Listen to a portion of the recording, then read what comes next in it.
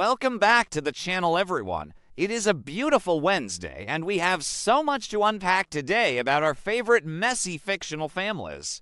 Grab a coffee or whatever you need because today's update is heavy, it's weird, and it is full of the kind of drama that only this show can give us. So let's just dive right into the deep end because honestly, this episode broke my heart a little bit. We have to talk about Daphne Rose Walton. We all know she and Carter have been trying so hard to have a baby, and they have been taking tests and getting negative results month after month, and it has just been a really, really sad journey for them to watch. But today, it got so much worse. In the Wednesday, July 15th episode, Daphne finally gets her medical diagnosis, and it is just devastating. Lee Finnegan is the one who delivers the news. And right off the bat, that is weird, right? Because Lee isn't even Daphne's regular doctor. Her regular doctor had some kind of unexplained emergency. So Lee steps in to handle the consult, and the look on Lee's face when she walks into that room. You guys, it was just gut-wrenching. She tells Daphne that she is facing early menopause, infertility. Just like that, her whole world just completely stops.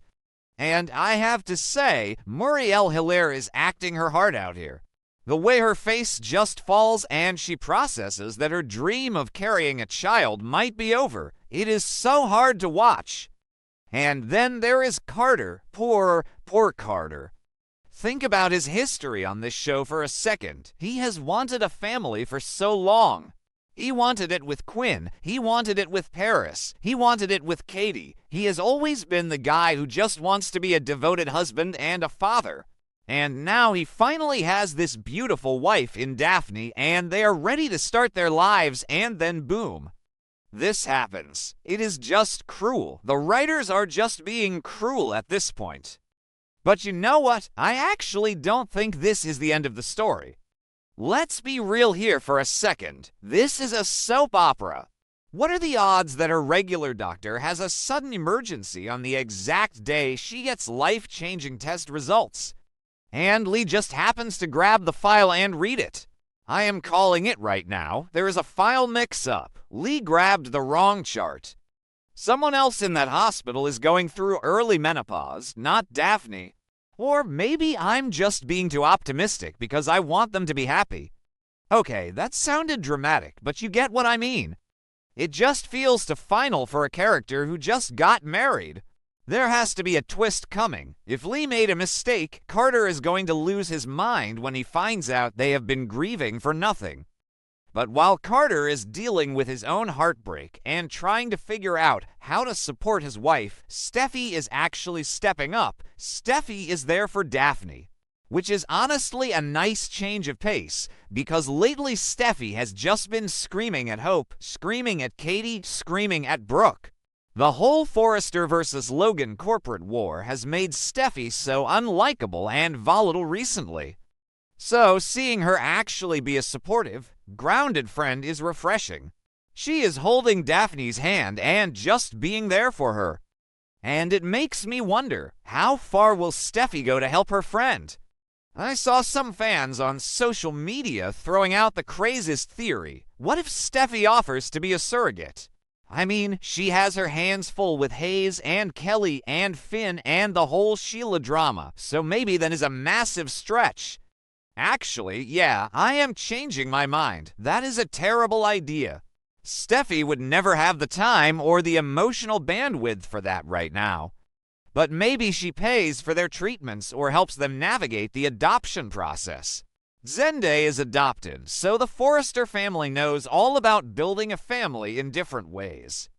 I just hope Carter and Daphne can survive this, because grief like this can really tear a marriage apart. So moving on from that heavy stuff, we have to talk about the absolute fever dream that is happening over at Will Spencer's beach house. What on earth did we just watch? Melissa Dillon. Oh my gosh. So in the Tuesday episode, we saw Dylan trying to comfort Will. Will is just a mess over losing Elektra. And Dylan is there, being the supportive friend, but we all know she has ulterior motives. And then suddenly, Dylan's eyes roll back in her head, like literally roll back. And the next thing we know, she is aggressively throwing herself at Will. Just a full-on, intense, crazy seduction scene right in his living room. I was sitting there staring at my screen like, what were they thinking? Who actually believes this is going to end well? Dylan likes Will, sure. We know she has a crush on him. Jessica has been pushing her to go for it, but this was so out of character and so sudden. It has to be a dream. It just has to be. My theory is that Dylan actually passed out. Maybe she has a medical issue, or maybe she just fainted from the stress of everything happening at Forrester Creations. And while she is unconscious, she is having this wild, vivid hallucination about hooking up with Will, because there is no way she just goes from 0 to 100 like that in real life. It was shot so weirdly, too. The lighting and the camera angles just screamed dream sequence. And this ties perfectly into the spoilers about Will for Wednesday. The spoilers say Will is being tortured by guilt. At first, I thought, oh no, did he actually sleep with Dylan? Is he feeling guilty about cheating on the memory of Elektra? But no. If Dylan passed out, Will is probably feeling guilty because he walked away. Imagine you are arguing with someone or turning your back to leave a room, and they just collapse behind you. You would feel terrible. Will probably thinks he caused it. He is already dealing with so much guilt anyway. Let's look at the bigger pattern here. Will has been drowning in guilt for weeks over lying to Elektra about the Logan fashion show and the hope for the future diamond. His parents, Katie and Bill, basically forced him to keep all those corporate secrets. They told him it was just business, but it destroyed his personal life. And then that guilt turned into rage, which is why he punched RJ in the face. So his mental state is already incredibly fragile. This incident with Dylan is just piling on. Will is just drowning in guilt right now. He probably insists that Dylan stay the night just so he can watch her and make sure she doesn't have a concussion or something worse.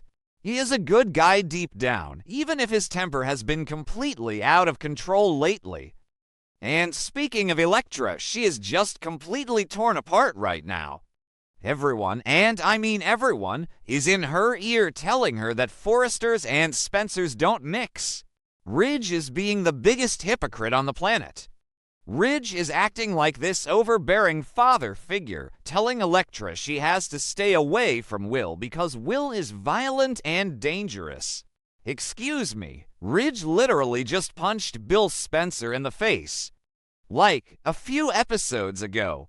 How does Ridge have the nerve to judge Will for punching RJ when he is out here assaulting people in their offices? It is so frustrating to watch.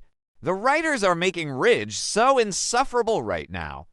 But despite all this pressure from Ridge and Eric and the rest of the Forrester clan, Elektra just can't turn her feelings off. She loves Will. She really, really loves him. You can see it in her eyes every time his name comes up.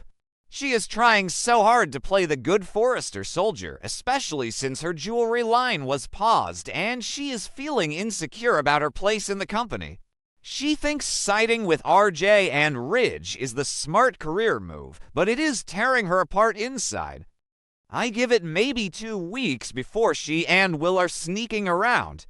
Because you know how this show works. Forbidden's love is the only kind of love they know how to write.